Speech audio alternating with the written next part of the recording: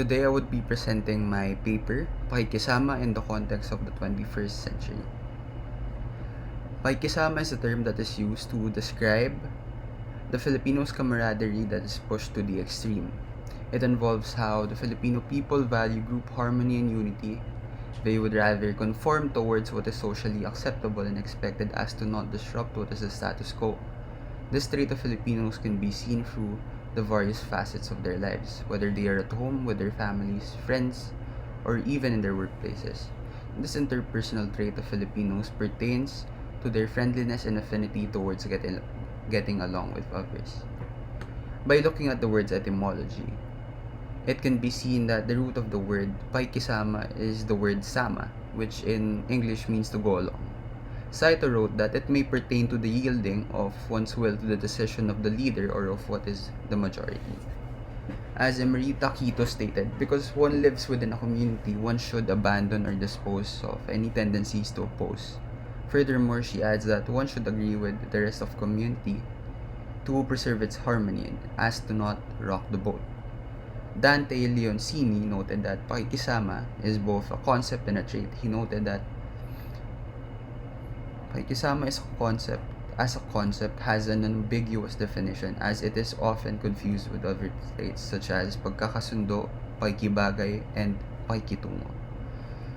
The definition of the aforementioned words can be quite similar to that of the word Pakikisama, which is why the confusion is understandable.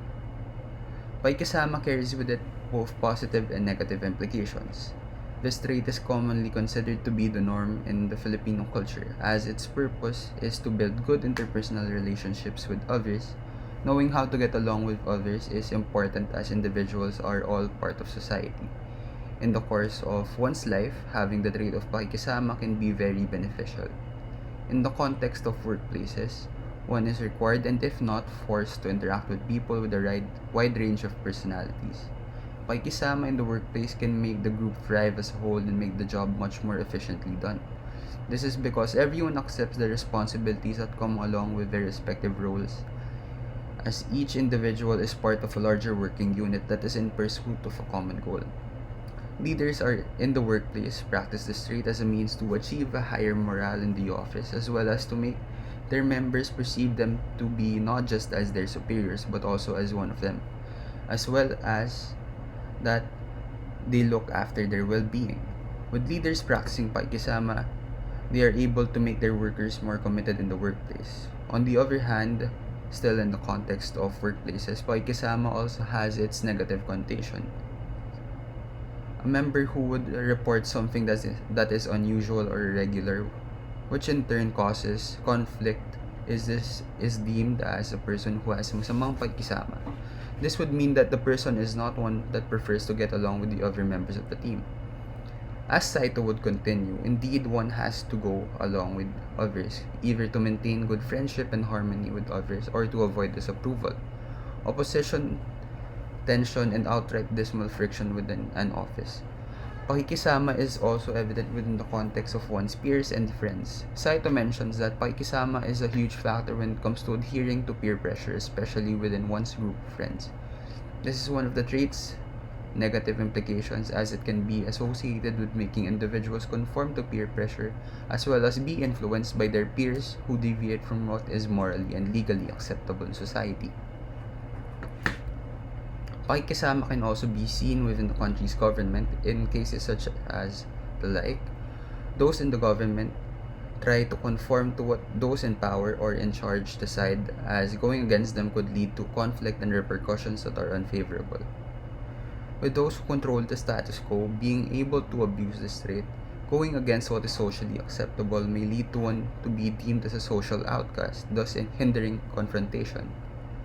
Through undertaking a descriptive-analytic-critical reflection method, this paper will question when the Pakikisama mentality is ethical. It will determine under what circumstances through the use of Eudaimonist Virtue Ethics framework, this mentality of Filipinos is morally permissible as well as the circumstances it is not, specifically in the context of the 21st century.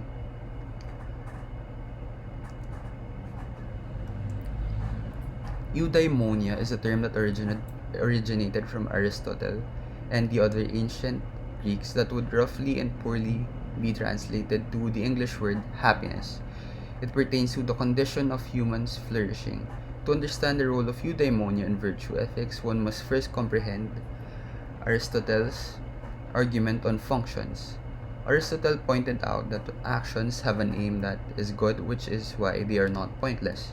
The actions that are done for their own sake are ends in themselves. In contrast, those actions that are done for the sake of other things are what is regarded as those that are means to an end.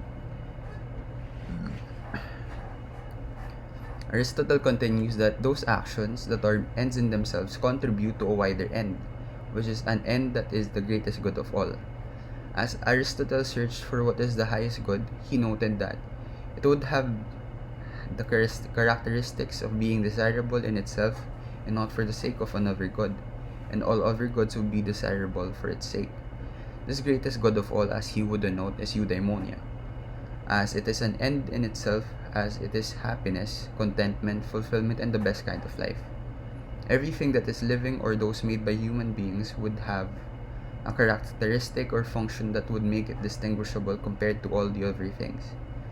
He then painted out how, if something has a function, then the thing's good if it performs or does its function well.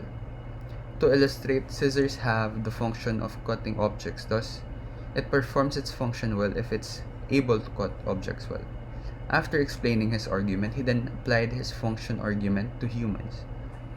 According to Aristotle, the function that makes humans distinct from all the other things in the world is their capacity to reason. Thus, if the function of human beings is reason, then a good human being is one that reasons well. In connection with eudaimonia, it is the life of virtue, a life that is lived in accordance with reason, which is the highest function of human beings. Most eudaimonists would claim that in order to live well, human beings need virtues. The word virtue is commonly defined in the dictionaries as behavior showing high moral standards. However, to the ancient Greek philosophers, it pertained to a similar yet more acclaimed meaning. Aristotle expounded that moral virtue can be seen in individuals if they have a personal temperament to behave in the right manner and as a mean between what is excess and deficient. It is regularly known as Aristotle's golden mean. A virtuous person acts in accordance with moderation and strives for a balance between the extremes. Through the Eudaimonist Virtue Ethics framework of living in accordance with virtue and reason, it will now be examined when the Filipino trait of Pakikisama is morally permissible. Pakikisama, morally permissible. According to the Eudaimonist virtue theory, what would be regarded as a virtue would be character traits wherein which they are disposed to act in certain ways. With virtues being good traits, as Van Zyl continues, are most commonly useful to those who possess them and also to society as well. What is known to be the standard list of virtues as per Van Zyl includes honesty, justice, generosity, courage, loyalty, temperance, kindness, and benevolence. For eudaimonists, it is not simply just about following moral rules and principles, however, it is human excellence. It is what makes human beings good, and thus a virtuous person is a good person. Furthermore, a virtuous person is one that acts in accordance with certain actions, but he or she acts with wisdom and reason. In line with this, the Eudaimonist Virtue Ethics theory can be understood to be saying that in any given situation, what would be the right course of action to take would be morally permissible to do is what a virtuous person would do in the same manner. It can be said that the instances wherein the Filipino trait of Pakikisama is morally permissible is if a virtuous person would do it. To give an example, in the context of workplaces, suppose that you're a politician in the Congress or Senate of the Philippines. In this situation, the anti-terror bill has been deemed as urgent by the President of the country and thus ordering it to be fast-tracked through Congress and Senate, even though the draft of the bill contains a very vague definition of what is considered to be as terrorism, as well as stipulations that violate human rights that are protected in the Constitution. Pakikisama in this sense would mean that you would vote in favor of the bill as it is what the majority is doing and as it was ordered by the country's leader himself. Pakikisama in this situation would be contrary to what a virtuous person would do and thus making it morally impermissible. This is because through the use of reason alone, a virtuous person would realize that even though the proposed law may have positive effects for the country and for detaining supposed terrorists, unless provisions would be made, the law would also be harmful to the human rights protected by the Constitution and even to the citizens themselves. Another example would be in the context of relationships. Suppose that you have a significant other as your relationship is still relatively new. You barely know his or her family. You both plan to go on a date to watch a movie at a specific time. Before meeting with your significant other, you decide to purchase the movie tickets already as to reserve your seats. As the both of you were on the way to the cinema already, your significant other's family called to ask you a favor for you to cancel the movie date and just attend the family's gathering as it is one of their relatives' birthday. This is why, as your way of pakikisama, you decide to do what they asked for. In cases such as these, a virtuous person would gladly comply with the favor.